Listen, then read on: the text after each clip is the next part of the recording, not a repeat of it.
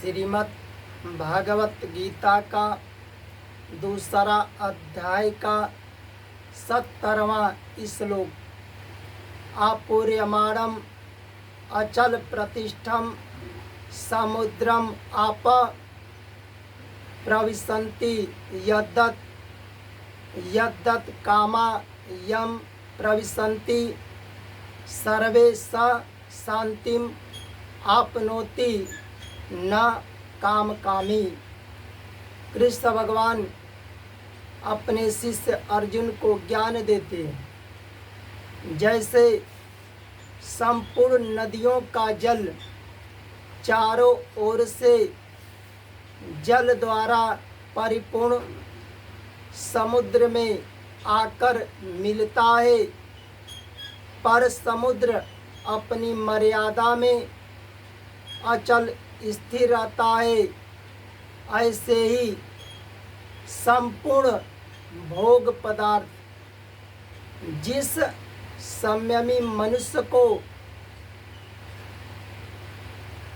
विकार उत्पन्न किए बिना ही प्राप्त होते हैं, वही मनुष्य परम शांति को प्राप्त होता है, भोगों की कामना वाला नहीं। कृष्ण भगवान अपने शिष्य को अर्जुन को ज्ञान देते हैं, उसी तरह संपूर्ण मनुष्य को, सब भक्तों को श्रीमद् भगवत गीता का भी ज्ञान लेना चाहिए। भगवान अर्जुन से कहते हैं, देखो जब वर्षा काल में जब वर्षा आती है, तब चाहे छोटा नदी हो चाहे बड़ी नदी हो, नदियों में पानी भर जाता है। जब नदी में पानी भर जाता है, तब नदियों का पानी कहाँ जाता है? चाहे छोटा नदी हो बड़ा नदी हो, सब नदियों का पानी, बड़ी नदियों का पानी समुद्र में जाता है। जब यही वर्षा काल बंद हो जाता है, गर्मी का मौसम आता है, तब नदियों में पानी कम हो जाता है, तो समुद्र में कम पानी जाता है। कभी ऐसा होता है कि नदियों का पानी सूख जाता है, तो समुद्र में पानी नहीं जाता है, तभी समुद्र घटता नहीं है। तात्पर्य यह हुआ कि चाहे वर्षा काल में नदियों का पानी समुद्र में जाता है, अधिक जाता है, चाहे गर्मी के महीना में कम जाता है, चाहे समुद्र में पानी नहीं जाता है, तभी समुद्र अपनी मर्यादा में रहते।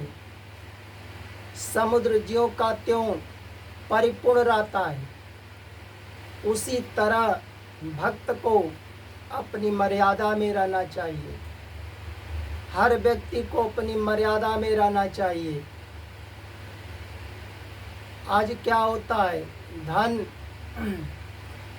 जैसे ही आज धन नहीं है, धन बढ़ने लगता है, तो भी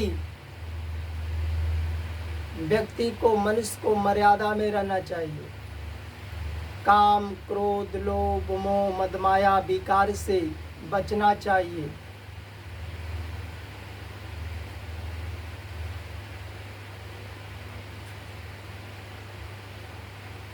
ऐसे ही संसार के